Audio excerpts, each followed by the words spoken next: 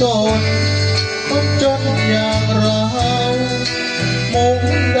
ำๆน้ำซ้ำก็เสือเก่าๆสาวคนใดที่ไหนจะสนใจเราจึงต้องนอนหนาวห้องเราไม่เอาไหน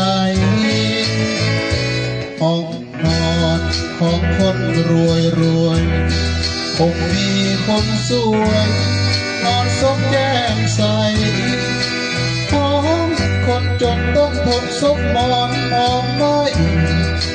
ปีทั้งปีไม่มีสาวมายิ้มให้ใครจะเห็นใจบ้างไหมหน้ามนช่วยมาเป็นแม่สีเรือนช่วยมาเยี่ยมเยือนห้องนอนคนจนขอความเมตตาสักคนให้พี่ได้ทนความว้าเวตาวาห้องนอนของคนจนได้ลบแดดฝนทนทุกข์อยู่นานหรือเขาช่างที่เอาไม้หลังสร้างบ้านคิดไป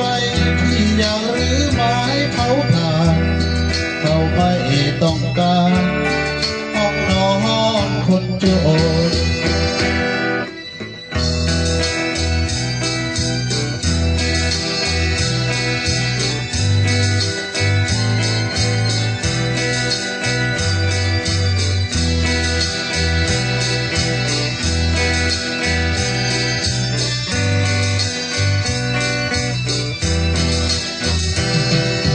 ช่วยมาเป็นแม่สีเรือน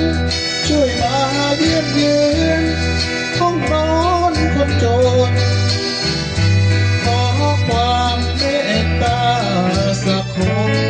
ให้พี่ได้ทนความว้าเวตาวา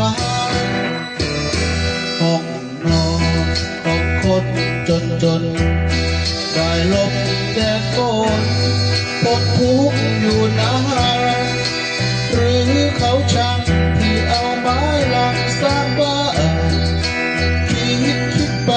พี่อยากรื้อไม้เผาถ่านเขาไม่ต้องการห้องนอนคนจน